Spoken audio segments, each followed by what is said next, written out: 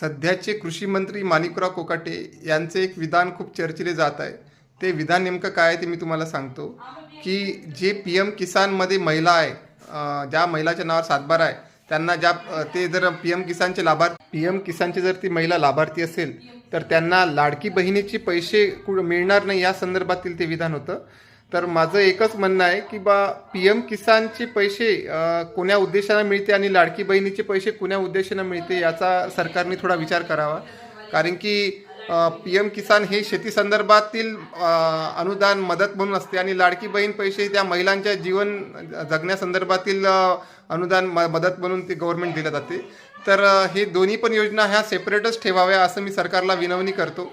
कारण की महिलांना जेवढे पण आता सध्या आर्थिक आधार आवश्यक आहे ते मिळाले नाही तर खूप कठीण त्यांचं जीवन होणार आहे.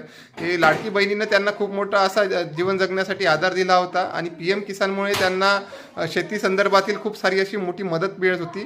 तर माझ्या मते यावर सरकारने विचार करावा की पी एम किसानचे पैसे हे लाडकी बहिणीच्या पैशातून वगळायला पाहिजे नाही. ते जर वगळले तर हा खूप चुकीचा असा निर्णय होईल असं माझं ठाम मत आहे. तुमचं मत काय मला कमेंट करून नक्की कळवा आणि हा विषय आवडला असेल तर चॅनल सबस्क्राईब करा. नमस्कार.